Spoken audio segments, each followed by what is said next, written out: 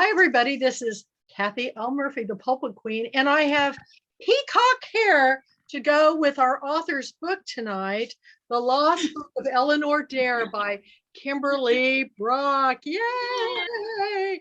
And it's so weird. I had to show you this because maybe something subliminal has been happening since your book is coming up. But I worked on an art piece today, and when I got it done, I noticed that it had a peacock feather and a key in it. Yep. Oh, there it is. I thought it's weird how these little things play out, but they do. But we've known you for a long time. And we go back to the River Witch, what year was that came out? 2012. That's how old. Wow. I know. That wasn't a Pat Conroy year. I think he was 2010, 2011. Yep, I was slipped in between, and then I think it was like that January, so it was 2013 when I met you. I think. Was it 2013? I think so. Well, was that the year we did the play? Yes. And you were in it? Yes. Really? I don't think that was 2013. I think that was earlier than that. It was 12 or 13. I'm just not sure. I think it was 12 because 13 was the rock and roll one with Elvis. Oh, was it? And but Kimberly, I had entered a play in the Tennessee Williams, a one-act play in the contest, and I did not win. But it was a story that I was really proud of, and I got all my authors and pulpit queens to do a reading of the one-act play at our Friday night event. And Kimberly, tell them what you did. This was really amazing. Well, it was like the week before the event, and somebody had to drop out. I think couldn't make it. Yeah. And so you put out a call and said, would anybody step in? And I was a theater major in college. And I thought, well, this will be fun. I can do this. It's just a reading. Yeah. And so I said, sure, I'll step in and do it. I didn't ask anything about it. I had no idea. So it turns out I get there, and we did do costumes. We read the play, but we did act it out. And I find out after I've said yes that it's a male part. And she was awesome. And so, and it was the 60s. So we're all kind of groovy with what we're wearing. And so I put together a costume, and, I didn't really know, maybe 2 or 3 people there. So it was kind of fun to sneak in looking like me. And then the night that we did the play, I had gone back to the little house where we were staying there in Texas. And I greased my hair and wound it up in the back, so I looked like I had a pompadour. And I used my eyeliner, and I gave myself a little pencil mustache. I mean, it was funny, right? And I came in, I had a pack of cigarettes rolled up in my sleeve. Y'all, I don't smoke. I had to ask somebody which end I hold to my mouth for the play. And it was hilarious because nobody knew who I was. It was so funny. It was incredible. I wore my son's Converse tennis shoes, and it was fun. We had a lot of fun with it, and we had authors, and so you just never know what I'm going to ask authors to do at Girlfriend Weekend. I think in 2020, Susan Peterson from Sue's Reading Neighborhood, I said, right before she's go up on stage and have her panel, I said, I'm going to be on the stage with you. And she goes, oh. And I said, yes, I'm going to be doing your hair in a big beehive while you do the panel. And she goes, huh? She said, I was just so relaxed because it was just like being in the beauty shop. I had my chair, and everything. Yeah. And we laughed so hard because her hair was, up there. So I'll probably do it again this year. It's a good idea. That's a good way to interview somebody. Well, it was fun. She did all the talking and moderated all the panels. I think Marilyn Rothstein was on there. There was a bunch of authors, Deborah Mantella. But anyway, back to you. Now, is this just your second book? Mm-hmm. It's hard to believe. I know. This book is really doing well, but let's do a little backstory. So you were a theater major. How in the world did you become a writer? Well, I think I've always been a storyteller, even before that. You know, as a kid, I can remember going into, first of all, I got in trouble all the time in school for talking too much and being out of my seat because I wanted to be the teacher. And I think those two things, because I went to school as a theater major and an education major, go hand in hand, and you're telling stories and teaching. I don't know, something about that worked for me. And my dad was a big historian, so we were always telling stories. And I can remember going into the library the first time and looking around at all the books. I was 5 years old, maybe, and thinking, this is how you do it. If you write books, you can talk all the time and nobody can tell you to be quiet. And I loved reading and I loved books. And so I wrote, you know, like for language arts fairs and things like that all through school, really bad poetry in middle school and high school. And I never thought I would write to publish anything. I taught for a few years, and then I had my own kids and stayed home, and they were babies when I sort of accidentally wrote my first short story. Another author that I admired, the internet was kind of new, and I had seen her email address on the back of her paperback. And I thought, well, I'm just going to send her a note and tell her I liked her book. And she wrote me back, and I thought I would die. You know, you don't expect an author to write you back. And we found out we knew some of the same people because she was from North Georgia, where I'm from. And we exchanged multiple emails. And she finally said, you know, you're kind of funny. Have you ever thought about writing a story? And she and a few other women who were best-selling romance writers had started a small press. And they had an anthology that they had done, and they were doing a sequel to it. I believe it was the third one, about a small town in North Georgia, and they had populated it with characters. And they asked people to write stories and tuck them in, you know, to use some of the characters and use their own story. And so I took this memory of my mom's from when she was a little girl. She would get in this big Buick with her mama and her granny and her aunt, and they would drive to the cemetery every couple of months, and they'd fight all the way there. And they get there and they get out to clean graves, and they would steal the silk flowers off of the graves to take home to their house. And they drive home singing hymns and happy with one another in there too. And I thought that was the funniest story. And I took it and I kind of hallmarked it up and made it sweet. And I turned that in and published my first short story. And I thought, well, that's easy. I'll write a book. And then it took me forever to write River Witch after that. But that's how I started, just kind of on a whim. I never dreamed I would actually be published. You know, I think writers, especially women, I hear that all the time. And I can remember my dad saying, just make sure whatever job you have insurance. And I didn't think I'd ever have insurance publishing anything. And so I never thought about doing it like on purpose. So I'm an accidental writer. Well, good. We're glad you are, because this is quite a story. And I don't know who did the cover, but I have to say I'm pretty partial to it. I think they did a good job. It's really gorgeous. I mean, it really is.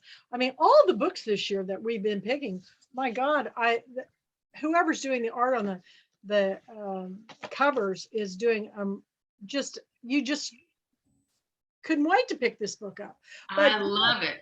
But you're getting a lot of attention for this book too. And can you share kind of some of the great things that have happened since this book has debuted? Let's see.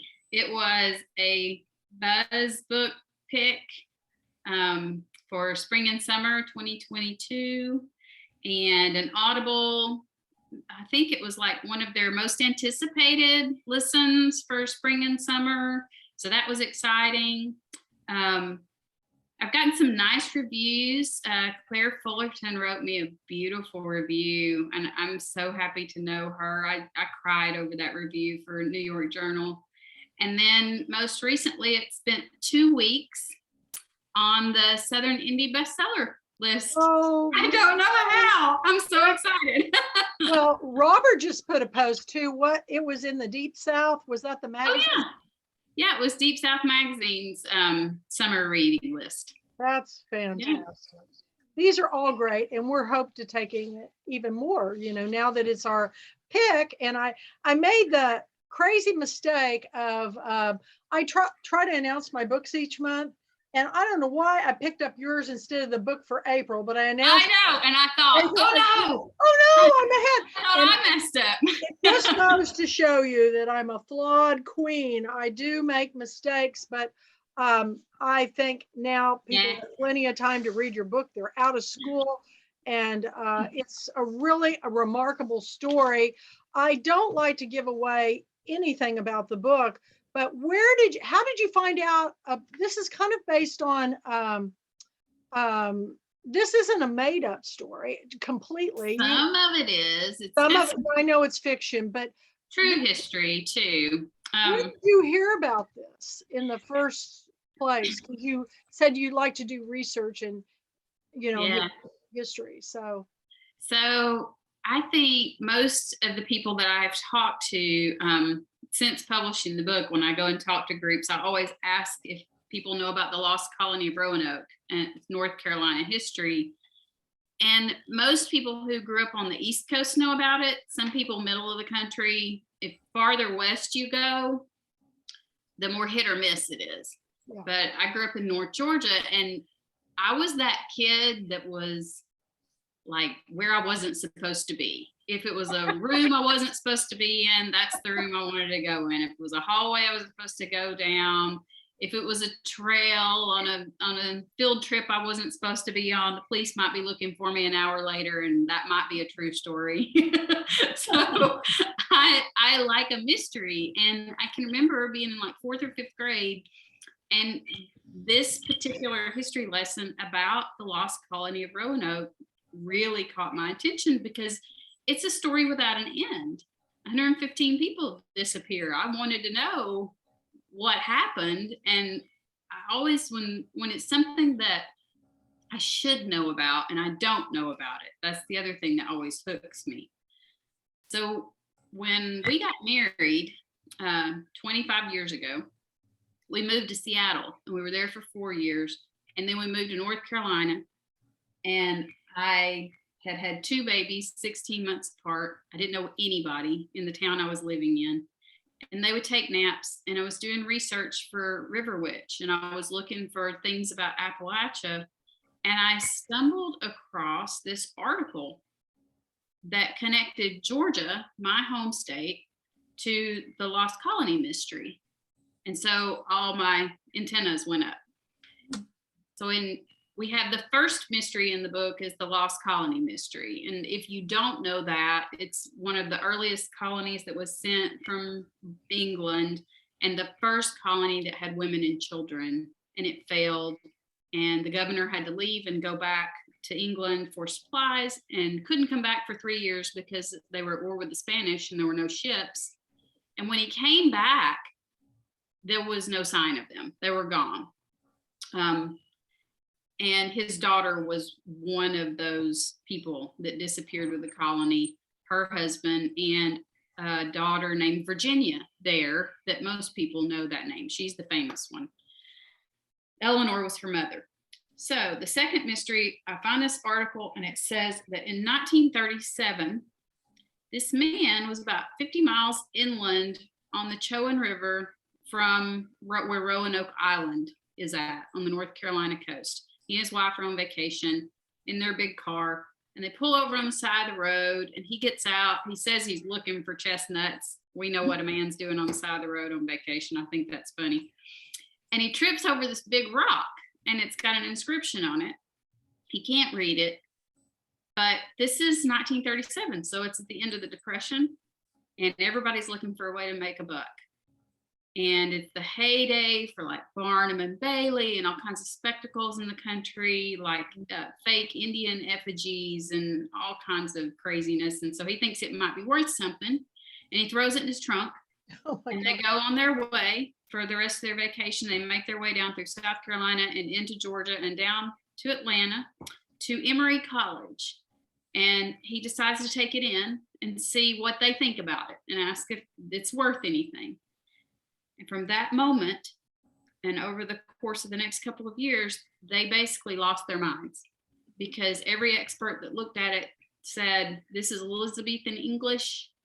The initials were EWD. We think that's Eleanor White Dare, daughter of the governor of the lost colony of Roanoke. And this is a message from her.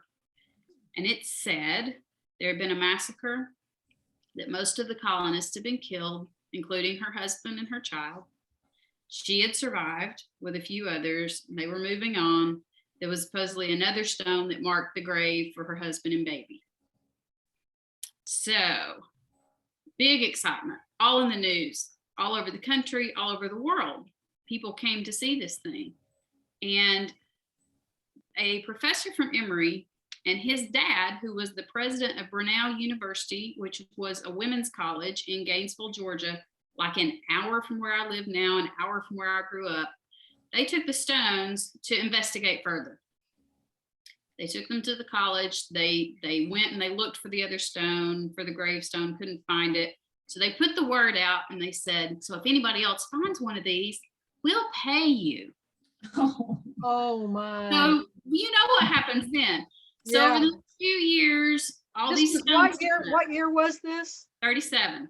Okay, so after the Depression. So. Yeah, and so all these stones turn up, and people start to get suspicious. And this guy from the Saturday Evening Post, a reporter, comes and investigates, and of course finds a man that they connect to them and say, "Oh, this is all a hoax." So he debunked the whole thing as a big hoax, but all of the investigations, all of the scientific investigations and study that they've done, nobody has ever been able to disprove or authenticate that first stone. So we still don't know if it's real or not. And it is housed at Grinnell University. So when we moved from back to Georgia from North Carolina, I got in my car and I went up there to see it.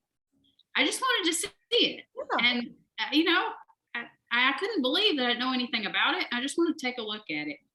And nobody ever, I don't think very often goes up there to see them. They don't really say they have them. They don't talk about them much. They're kind of embarrassed by the whole thing. And if you Google it, it's usually like guys on the History Channel that are looking for Sasquatch. And then the next 30 minutes is the Dare Stone. So it's kind of goofy and you just don't know. So I walk in and this lady is there and it's there. And there are several of the other ones are there on display. And I stood there to look at it and I started to cry. And I said, I'm sorry. And she looked at me like, honey, we're going to have to help you. Because I said, I don't know why I'm so upset. I'm sorry. And I went and I sat in my car and I realized that I was really mad because her story was dismissed twice. And I didn't care if it was real or not. And I didn't think she would have cared either, because Eleanor was 19 years old when she came with her dad to the New World. She was already hugely pregnant and delivered that baby. And with a few months, her father left. And then whatever happened to them, she never saw him again. And if that massacre happened, that meant she was standing there and she lost everything and everybody she had ever loved. And I think the only thing she would have really wanted was to be remembered. And I was remembering her. Yeah. And that made it authentic to me. It made it part of her story, even if it had nothing to do with somebody from the colony leaving that message. It made me remember her. So I imagine 16 generations of her daughters. It's so cool. You know, last week we had Allison Hong Merrill, and she said something that goes perfectly with what you're saying. She goes, when you put a story into words, get it printed, it makes you immortal. Yeah. As the story goes on, it'll always be in the Library of Congress, if you publish it. And I thought that's why everybody really needs to write their story, because Words are important. Yeah. nobody's ever going to get it exactly right if you don't write it yourself. People have there's been a million books on different historical figures from James Madison, whatever. And, you wonder, they've researched and researched, but did they get it right? But they did something right. It's there. It's not. I don't think of Eleanor's story necessarily as Eleanor's anymore. It's mine. It's who's reading it. It's all of the women who put something into this book. That's the funny thing about this book. It doesn't feel the same as my first book. Yeah. It feels like it's a book for women by women and not necessarily mine, and feels more like it's hers than mine. So it's interesting. And I hope, it's speculative history. We don't know. We have no idea what happened to them. I think probably lots of things happened to them. I don't think there's any one answer to what happened to the Lost Colony. But I hope lots of people write stories about her. I do too. Give her all kinds of lives. It's a springboard into people. In Jefferson, there was a woman who was murdered on the banks of the Big Cypress Bayou. Her name was Diamond Bessie. A Cincinnati jeweler brought her to town, and rumor has it she was a prostitute, but she was murdered. And there's been many books locally done about her, but they just had the first novel that's a major book coming out about her. And I thought, she lives on, and she was a young woman, and this, they found out she was pregnant. She was supposed to marry him, and he didn't marry her. And they tried him in Texas, and he got off, and then something happened, they retried him again, and he was, convicted. It set Texas precedent. But the thing about when you write these historical stories about people, it's not maybe so much to me that the stories the people that are famous, like Lincoln or a political or historical figure, but the everyday person that we can all relate to, because everybody's life matters, right? Yeah. So I think you've done a remarkable job. Now that you've done this and it's getting all these accolades and everything, will you continue writing in this genre? Oh yeah, I think so. I like to have one foot in one world and one foot in the other, I think, just in general. Me too. And this kind of lets me do that. And I've not wandered away from the Georgia coast yet for some reason. That seems to be the spot I end up in my head. So the next book I know is that, and one of the only people that knows about this book that I've talked to at all is Robert. So I'm sworn to secrecy. I'll never. Your lips are sealed, and he is very good about. He will honor that promise. So we will look forward to that, and hopefully, with each book, they'll get a little bit closer in timing to getting published. But yeah, that's what I'm supposed to write in a year. I know. Please. I honestly feel like that nobody should rush a book, because it's like everybody goes, how long does it take to do a painting? And I go, well, when I decide it's finished, and then sometimes I go back in again, and say, nope, it's not done. I really feel like people need to really work on the craft of the writing process and put it out when they're ready, not when, somebody demands you have something done. So I'll wait. If it's a good book, I'll wait for it. And it's a great book. So everybody, June pick, you've got to read it. Now, what's the most unusual thing that happened when you were researching and writing this book? Did you have so many weird things? I knew it. I want so many weird things. So Let's see. I'll tell you. The first weird thing is that I think, and you'll like this. You may even identify with this. When I meet people, I associate colors with people. I do it with places too.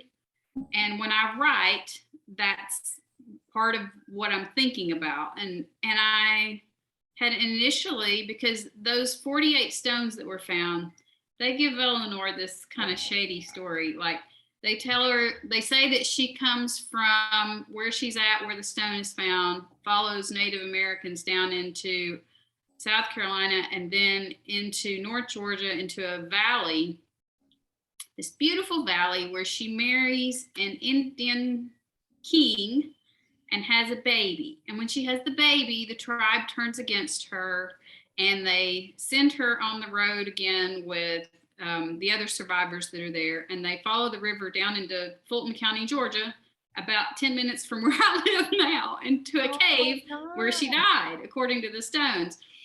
And I looked at that story and I thought, doesn't that just sound like something a man would make up? Because the whole marrying the native king thing, I don't know, it really threw me. So anytime they bring in Native American Indian, I know it's a pretty good clue that there's I know a little bit of story it involved. was so very Lone Rangery, I don't know. But and for the time too, it sounded like a fiction from that time. And so I really stuck to the first stone and the rest I kind of tossed out. But initially, I had decided to set it in that valley in North Georgia because I'm kind of familiar. I had never been to that place, but I grew up in North Georgia. So I thought, well, I'll know what that is. And it bugged me and it bugged me. And I later moved the story because it felt like the wrong color to me there. And Savannah felt like the right colors to me. So plus I had done a lot of research about how women might have moved through American history. And I changed where her descendants would have ended up based on that research. But when I had made up the house, Evertell's the name of the house in the book. It's a big white house. It has a cupola on the top, always has from the very start. And I put it in that valley. I wanted to go see where that would be located and what it would look like. So I dropped my son off, who was then, he's 14 now. He was then in preschool. Oh, and I left him at 9:00, and I knew I had just enough time, if I really booked it, to get from there up to Helen, Georgia, and turn around and come back and get him by 1:00. So I drove like crazy to get up there. And you come over this ridge and down into the valley. And when I did, I could see something white in the trees. And the road turned right in front of this building. And so I followed the road and I pulled in, and there it was. It was the house that I had imagined with the cupola on top. And at the time, it was empty. It's state owned and since has been renovated, and you can go and see it and do tours. It was a former home of the governor of Georgia. And there is a church beside it that looks like the church that I had imagined and had already made as part of this estate that's in the book. There is a mill that's part of the property. It was all sitting there. And I just sat there on the side of the road with all the hair standing up on my head for a few minutes before I had to haul back home. And I just, in my imagination, picked that whole thing up and put it where I wanted it in Savannah, but it exists. Was that a deja vu like moment? Crazy. And so then when the house opened for tours a couple of years ago, my daughter and I went up there to see it. And we were the only two, and the docent took us through, and she had her camera taking pictures, and she took a picture of me right at the moment this happened. I was kind of obnoxious because I'd done a lot of research about the house, and I was telling the guy, so I know there's electricity and I know about the plumbing and stuff. And we get to the top of the second floor, top of the staircase, and we turn, and I am face to face with this giant, really dark wood armoire, and it's got a mirror on the front. And that thing is in my book. it's featured very prominently in my book. And the guy is telling us this belonged to a girl, the daughter of the house, and it's a travel wardrobe. The thing, I thought I made that up. I totally thought I made up a travel wardrobe. And there's a travel wardrobe in my book. And so my daughter took a picture of me, and you can see me in the mirror. And I'm like, I was like this close to running back down the stairs. And You gotta show that on our blog if you don't. Yeah, maybe I'll post that tomorrow. Oh, So that was one thing that happened. And the other thing is, I don't know if you've listened to the audiobook or if you listen to audiobooks. I love audiobooks, but I have no, I can't. I'm not good at following. Well, my eyes are almost 66-year-old eyes are starting to really. I probably need to learn because I'm blind as a bat. I didn't get to choose the audiobook narrator, but they gave me 3 to listen to, and she was my favorite, and that's all I knew about her. Right. So after the thing was done and recorded and whatever, and Audible chose it for the whatever their listens, I sent her a message and just thanked her. And I was just so thrilled that she had a Southern accent that didn't make me, want to crawl out of my skin, because that's so hard to do. And she said, "Oh, well, I grew up in the South." And I said, "Really?" And we're just messaging back and forth. And she said, "Yeah." And I said, "Well, where did you grow up?" And she said, "North Carolina." And I said, "Oh, we lived in North Carolina for about 4 years. And that's where I was living when I first learned about the Dare Stones and the history and started thinking about this book like 100 years ago. But you probably were, she's maybe 30 years old." So I said, "You're probably a little girl at the time." And I said, "So where did you live?" And she said, "Cary." That's where I was. Wow. So we were both living in Cary when she was a little girl and I was a young mom when I found that article. And now she's the audiobook narrator. And I think she lives like in LA or something now. So what are the odds, right? So there's little things like that where I think, well, maybe Eleanor won't come haunt me, and maybe she's happy enough with what I did. I think people are put in your path for a reason. Yeah, I've absolutely. always felt that, because just like when Robert showed up at Girlfriend Weekend, my gosh, now he's helped me with all this stuff. I felt like he was, you were a complete stranger 2 years ago, right, Robert? Yes. Yeah, And 2 now years ago. I feel like he's my brother, a little I bit. was scared of you 2 years ago. Everybody tells me. I was so intimidated by the whole public queen thing. What? It just looked, I don't know, it just looked very intimidating for a fellow looking in. Oh my goodness. Kimberly, did you think I was ever intimidating?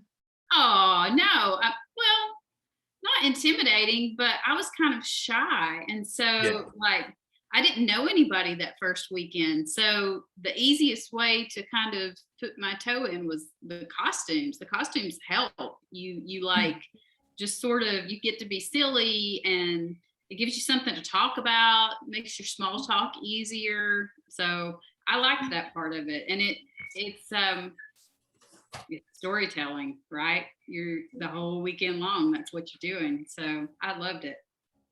Well, I'm going to tell everybody, if you're afraid about coming to Girlfriend Weekend, the first thing you do is find me, and I will be with you until you get adopted, because you always get adopted by people. The first time Lisa Hodgkins came, she's from Virginia, she came all by herself, and she goes, I want to do this, but I'm scared. I go, "Lisa, I'll be waiting for you at the door." And before long, my Pulpit Queens of South Louisiana just adopted her. And now she's bringing a friend this coming year. But, it's funny, our preconceived notions about things. Oh, yeah. About even stories. Because even stories, that's why it's so important to have the author in the conversation, because your story behind the story makes this book even more interesting to read, and it makes me, it's been a while since I've read it. I need to read it again. So make sure you read, and I'd like for readers to know, read the author's note first at the back of the book, because it'll tell you a lot of this stuff. And the authors put a lot of work into those when we get the chance to write them. They forgot to record it for the audiobook. So guess who got to record it? Oh, you did. I got to do it like a couple of weeks ago. So I don't know when it will update.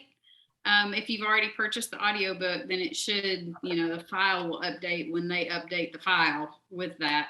But they have it, so we'll see when it shows up. I think it'll be fun. Get my accent that on will be fun. I love to read, I love you for the curious girls. And that is so me, because my biggest problem is I go down these rabbit holes and then I get obsessed. Yep. Certain things. And my COVID obsession has been India. And I'm fascinated with the people and the culture and how they've completely transformed their country, which was third world, it was bad. And now they've completely, I think 65% of the population is under the age of 35. So that's a lot of people in the workforce. And they've completely turned the country around, where in our country, I see us regressing. I think come on, let's get with the new century, people. Let's read everybody's stories and walk in their shoes for a while so that we can be a better people. And I think being curious, my husband and I were talking about this the other night, and I can't remember the quote that started our conversation. For some reason, I think it was Thoreau, and I can't remember why I think that. But we were talking about the fact that there are two different kinds of people. And I said, oh, that was my dedication in my book. Because he said, I think you're either judgmental or you're curious. If you make, slack decisions about everything has to be black and white, good or bad, right or wrong, you're not willing to learn or grow. And if you're curious, it makes the world a whole different experience.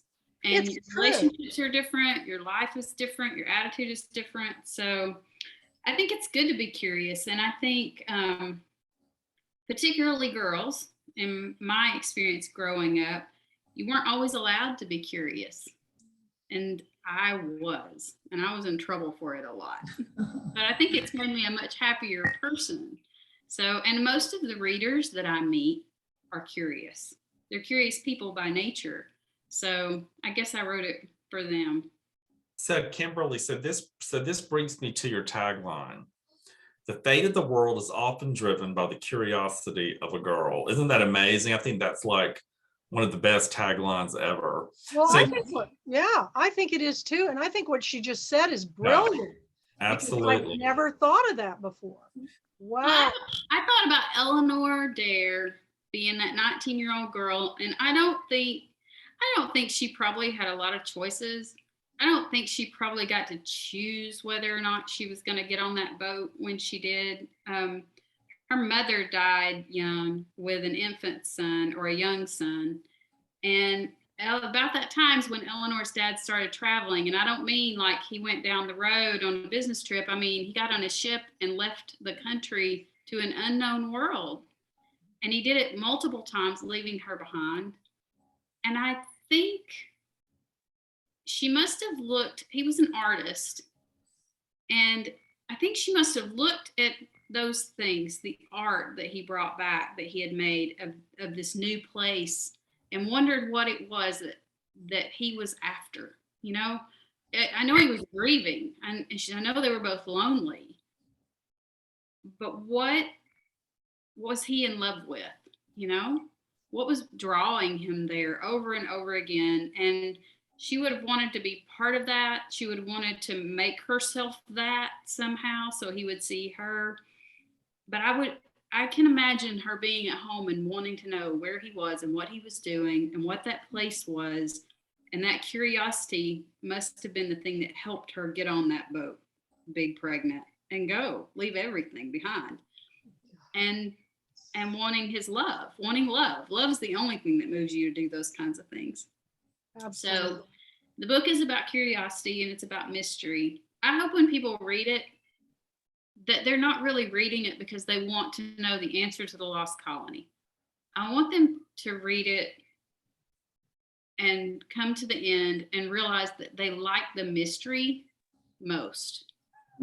That it's about mothers and daughters and never knowing you never know everything about your mother. You shouldn't know everything about your mother or your daughter. And you can still love that person. We may never know what happened to all of these people. We may never know the truth about Eleanor, but we can love it. And I think that is the lesson of the whole book, is to love the mystery most of all, and to be happy that we have mysteries in the world. If we knew everything, how boring would that be? It would be. And a story is not about the ending, it's about the journey. Yeah. I mean, some books I read really slow because I don't want it to end. You know, Pat Conroy was always that way for me. I'd read slow and you want to just bound ahead because I read fast. But I force myself to really listen down to the prose and the way he wrote. And, you know, Robert's book's that way. I mean, the story that you're telling in this book is you know, you want to know more. You want to know more about the people. And I wonder if it'll cause a little surge in people going to, I know. you know, because people are always looking for treasure. They think, oh, maybe I could find a stone. And I think it will be funny if people start showing up on the doorstep at Brenau University wanting to see those stones, because they were so embarrassed after that article came out in the Saturday Evening Post. They hid them away in a dirt floor electrical room under their stage at the college because there's nowhere else to store them. There were literal tons of stone. But I think it will be funny if people start showing up because, you know, and I didn't really, I reached out to them, the college itself, during edits to confirm some things in my research and to kind of make myself known. But I did not make myself known while I was writing because I didn't want anybody to tell me I couldn't do it or have anything to say about what I was writing at the time. So, and I really didn't talk about this book. I spent, I'd say 6 years writing it. And I've known about it since my 21-year-old was in pull-ups. So I've known about it a long time, like a crock pot. It's been in my brain. But maybe 3 years really intensely writing it. And I didn't talk about it because I didn't want anybody else to come up with a different idea or a better idea and beat me to it. And I knew it was going to take me forever. So flipping around now and talking about it, are you that way? Well, I think what's going to happen is they're going to be contacting you going, hey, we need to get yeah. I think they're afraid. They're like, what is this lady written about us? So we'll see. Academia is a little bit different than, you know, they don't want to be thought of as being, you know, things not researched out as well. I was an art history minor. I know how serious. Oh yeah, they take it very seriously, and I want them to know that it's respectful and that it's that I'm intrigued by it. I'm proud that it's there. I think it's a cool thing, and they were very helpful to me. So I have my fingers crossed. We're in touch with them, my publisher and me, trying to set up a date so I can go back up there and see it again. Because I want to see that stone again. So I would like to see it myself. Just it's very cool. Curiosity, you know? Yeah. So let's open this up. Sarah, Robert, is there some burning? Yes, Sarah, go ahead. Well, so many things I want to say about this beautiful novel. Thank you. Craft of it. I don't see that so often, of just the polished, beautiful prose and beautifully edited as well. So congratulations. I mean, thank you. Lovely. And when you're talking about mystery, I felt like the mystery was mostly inside of people's hearts. And that was kind of what drew us through, and in the mystery of all the mothers and daughters. And it's a cool thing. But I want to compliment you about the setting as well, because I grew up in the Pacific Northwest, which is almost near Seattle, north of Seattle. And my dad grew up in Georgia, and I was only there twice as a child. Wow. I'm blanking out on the name of the town, but they had a farm and he literally plowed barefoot behind the mule. And reading your description of the landscape and the beautiful river and I don't know, it's just magical to me. And now I look there and I need to see the stone as well. You have to do a Pulpwood Queen Timber Guide trip to go see. That would be fun. All of us show up on their doorstep. That's so funny. Where did you grow up in Seattle? Well, I'm in Bellingham, Washington. Yeah. It's at the border. And I know it well. When we lived there. Yeah. I just somehow I've lived in different countries, gone traveling everywhere. And now I'm back in my hometown again. So are you? Ironic, yeah. I loved it there. We lived there. My daughter was born in Bellevue, Washington, and then we lived in Mukilteo. And we were always, I would look out at Whidbey Island out our window when she was a baby. And I was always wanting to be on that ferry going up to the islands, and we would go up to Skagit for the tulips, and I still miss it a lot. Yeah, I mean, it is a beautiful area, and that's why I always end up back here. And my husband and I just sold our house, and we're going to build a house on a high bluff looking out over the sea. Are you? Canada. And I'm coming to see you. So I'm really looking forward to that. It's beautiful. I remember standing there and saying to my husband, I feel like I can breathe. It just felt good there. I think there's certain places there, I call them soul homes. You feel like you've been there before. That's one of them for me there. And then when I cross over from Mount Pleasant and Isle of Palms out in that area, and Beaufort is the same way for me. I had just some kind of weekend there a couple of weeks ago that just, I called my husband and I said, I don't know, man. I don't know if I'm coming home. I love it. Yeah. Well, how far are you from Cairo, Georgia, where Robert grew up? I don't know. How far are we, Robert? It's south of here. Yeah. Cairo is about 4 hours away. 4? That's what I thought. 4. Yeah. That's nothing here in Texas. No. So Kimberly says Susie Baldwin, who's on the call with us this evening, she's a reader. She's from Seattle, and her book club has selected your novel. They're going to be reading it soon, and she just has given you an invitation to please come visit them in Seattle. Oh my gosh! Believe me, give me an excuse, ladies. I will come and visit me too. I'm trying to find a reason to get out there, and there's a paperback that will come out at the end of February. So I may try and do some other like little clusters of events between now and then after that. I'm still if you come to this area, you need to come to Bellingham, and we'll get you set up at Village Books. It's the fantastic, it's a wonderful bookstore and beautiful town. I love that place. I love it, and I love Port Townsend. Port Townsend was one of our favorite places. I miss it. Y'all are working on me. Author Janet Oakley took me all over the place, and Jennifer Mueller when I was up there for the Chanticleer events, and it's absolutely this time of year the most perfect weather. Oh, I know. When we moved out there, we were like, how did we not know this was here? It's my gosh, amazing. It doesn't even seem real. You feel like the rain never bothered me. I like rainy weather, so I was good. I get to go on Friday. I get to hop on a plane, and my husband and my youngest and I are traveling back to the Outer Banks.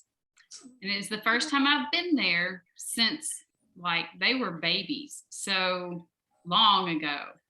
And the bookstore right near Roanoke Island in Manio, North Carolina is having me at a little tent. They have a festival that starts that weekend called Dare Days. So I get to sit at a tent for Dare Days, and then we're going to tootle around the Outer Banks, and then a couple of days later I have an event at a wine store that's downtown for a toast to Eleanor. So I'm just so cool. It would be so neat just to stand there. I hope they don't hand me my hat because I've not written Eleanor's story the way they want, and I've brought her down to Savannah. But I don't think you have to worry about it. I'm They're just very looking good forward to stories. kind of just standing there and thinking about it for a minute. It'll be an interesting kind of full circle thing because this has been in my head for so long trying to figure out how to write a story about her that would matter. I didn't write Eleanor's story at all. I wrote the whole main storyline of the book in 1945 of Allison Penn, her descendants, the 16th heir, and turned it into my agent. And she said, "This is awesome. Now where's the rest?" And I thought, no, there can't be more. I'm so tired. And she said, "Well, where's Eleanor's story? You didn't put it in here. I know it's all in your head. I can tell when I read this, but it's not on the page." And I fought her for about 6 months. I didn't want to write it. I had tried, and it felt like I was overstepping to make up a story for Eleanor. Somehow it really didn't feel good. And I tried to write it like a dual timeline, and it was so dry and boring. It was awful. I was like, I don't want to read it. Nobody else is going to want to read it. And then one night I woke up at 2 a.m. and I could hear it, and it was different. And I sat up in bed, and my husband said, "Are you okay?" And I said, "It's a mother." And he said, "What?" And I said, "Go back to sleep." And I started thinking about it, and I realized I was thinking, who is this talking to me? Who is telling this story? Who would be passing this down? It's going to be a mother. And so there's 16 generations of mothers that have passed this oral history down before it ever gets into the book. And so it's like a game of telephone. It's not necessarily a true story. And I think maybe that's how mothers and women pass their history and their stories. We give you bits and pieces. We give you some truth. We give you some story. We give you what you need and what we think you're ready for. And sometimes mothers run out of time and you don't get the whole story. So that's what Eleanor's tale turned out to be. So I hope when I go to North Carolina, they're like, "Okay, we'll give you a pass because you aren't really talking about our lost colony here." I'm gonna go see the play. And I think it'll be funny because it will be so different from what I've There's a imagined. play. There's a play about it. Oh, honey, there is a play that's been going on since the same year that the Dare Stones were found, which is an outdoor drama. Oh, I can see a whole Pulpwood Queen trip. Go see the rock, go see the play. It's That's what awesome. they do in Monroeville, Alabama for To Kill a Mockingbird. I know. See, it's the same thing. It's what Adriana was talking about with her hometown in Big Stone Gap doing the outdoor drama. So I want to go see it. It's kind of a mosquito pit. You have to really cover yourself, drench yourself in off because you're on the coast and you're in the woods at this amphitheater. But yeah, I want to go see that. We tried to see it when we went the first time, and my little boy was so little. There are cannons that go off and they scared him. So we were only there 15 minutes. So I've never seen the whole thing. So I'm excited to go do that. And it'll just be a nice tribute, even if nobody else shows up to the events, I'll be glad to be there. I think you're being very humble. I think you're going to be amazed. Everybody's going to want to know the story. So we're going to wish you safe travels and outstanding turnout. Is there anything that has been a takeaway from you for once you finish the book that just fills you with, we all are passionate about what we're writing about, but is there something in particular that you just feel really good about? Well, I learned that I'm not very smart. It takes me a long time to do something, longer than I ever thought it would to write this story. I learned that I am as smart as I wished I had been now when I started the book, that it teaches you how to write by the time you're done. And then you start over and you don't know anything again. And I feel like I told a story about something that was important to me. And I grew up with this wall in my house where my dad had our family portrait in the center. And then all of his family was on one side and all of my mom's family was on the other. And they went back generations, back to tintypes on both sides.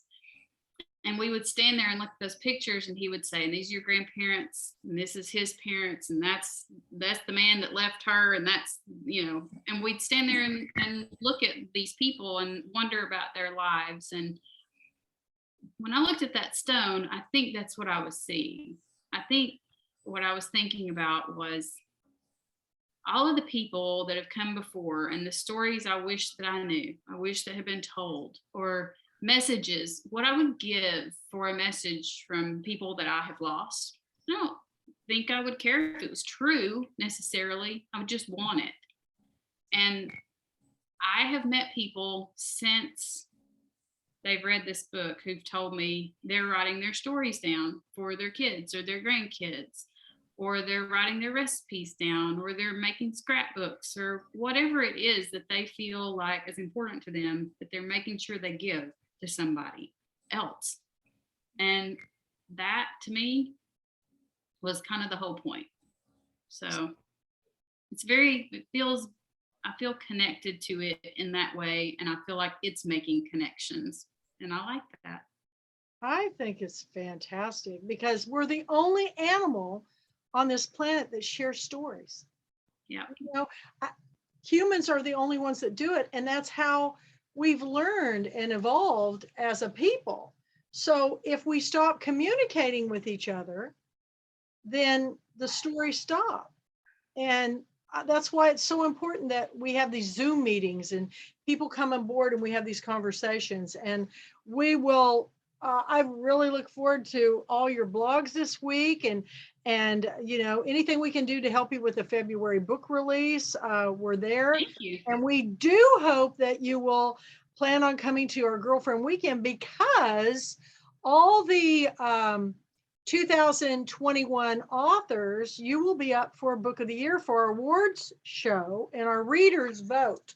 So Sunday night is that's going to Robert.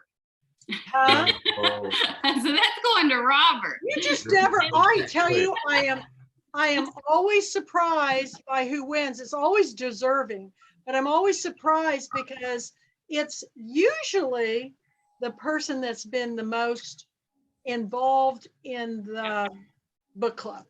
Sure. Because they, I remember when Bryn McLean won, she I goes, love "Oh, I can't," she just bawled and cried, and she goes, "I never believe it." And I go, "Why wouldn't you believe it? You went everywhere she went on a Pulpwood Queen tour. I mean, the girl was fantastic to do, and it's always wonderful. But we're making it now an actual ceremony like the Oscars. So we'll have it on Sunday, and we'll announce our 2023 picks that Sunday too. But everybody pays, everybody's coming. The only problem for anybody listening out there is all our 2020 people that came and paid for 2021 are rolling over for this. They wanted to wait for the live one. So we're over half full for capacity. Wow. So everybody needs to get their tickets because it is limited space. And then we have all the people that paid to come, mostly authors who came to come back because they'd never experienced Girlfriend Weekend. And we do have Adriana Trigiani as our lead keynote. Yeah. She's bringing all these authors, and we've got some other really great surprises, and I think everybody's going to be amazed. We're even having, for a great big ball of hairball, where it's going to be an all white, like by the light of the silvery moon, it's going to be an all white ball, and we're going to the ball's going to be from 8 to 10, and then we're all going to the beach because we want to see the real moon and dance. How can you beat that? I don't know. I'm so excited. I hope I can make it that long. I'm just thrilled, and I just miss everybody so much because this was the one part. January 8th is my birthday, right? Birthday. We'll celebrate your birthday. Come on. Yep. So it starts the 13th through the 16th, and the tickets are up, and we're supposed to be getting the code anytime to give everybody so they can book their reservations at the Marriott. So don't book your rooms yet, because we want to give you the code so you can get the the Pulpwood Queen discount. So thank you, Kimberly. What a wonderful, story presentation. And for everybody out there, look for I call it the Peacock Book with the Key. It's got yes, ma'am. Those peacock feathers were my idea, by the way, because the ribbons even have a different texture than the rest of the book. No, it's so good. A lot of thought went into this cover. So congratulations to who was your publisher? It's Harper Muse. It's a HarperCollins imprint. HarperCollins, of course. They always do great books. Yeah. So we're excited for you, and everybody read the book. So Kathy, yeah. I have one last question for Kimberly. Yeah. So Kimberly, so imagine years and years and years from now when we're all gone from this world, and you have a great granddaughter who's got a copy of your book in her hand, and she's looking at that family wall of pictures that you were just talking about. What one thing would you want this curious girl to know about you? Oh my gosh. That's great, Robert. Thank you. That I never shut up. That I didn't apologize for what I thought about things, and I told my story. I think that I make a lot of mistakes, and I'm willing to say I'm wrong, but I will stand up for the people that I love and for the things that I think are right and true, and I will open my mouth. I always will. It'll get me in trouble every time, but it means that I love people and I love stories, and I have hope, and I'm not afraid, and that's what I hope. When you close this book, anybody, whether it's a relative of mine one day or a stranger, that's what I hope when you close this book, you feel. That's marvelous. Great way to end. Thank you, Sarah. Thank you, Robert, for that question. You always have brilliant commentary. So everybody get your book, and we'll see you tomorrow on the Pulpwood Queen Presents Picks blog. Thank you. I'll put that picture of that wardrobe up tomorrow. I want to see it. And if you haven't shared a picture of the rock yet. Did you take a picture of the rock? Yeah. And it's also, there's a photo of it in the back of the book. I've forgotten that. Yeah. Okay. Well, it's time to reread it again. And I love that you have the book club discussion. Did you write these questions? I did not. I would have written, they would have been too hard and long. I'm terrible at it. I did it before, and then I would go to book clubs and they would be like we're so sick of, like, it's an English lesson. And so I asked them to help, and I approved them. I was like, yeah, these are way better than my questions. I get too serious. That's always nice, because people sometimes don't know the questions to ask. And I always just listen to the author, and there's a really good, they put together a book club kit, and it's on my website. So if you want that for your book club, you can download it.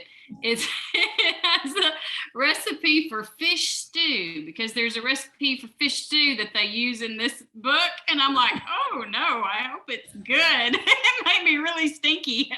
So I don't know if you want to make the fish stew, but the Mandy's doing the Pulpwood Queens cookbook. We're doing it in the kitchen with the Pulpwood Queens, which is basically, she's going to have in the magazine, comes out tomorrow, Reading Nation magazine.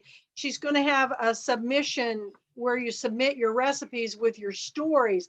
It's got to be a story of a recipe handed down to you by a family member and the story behind it.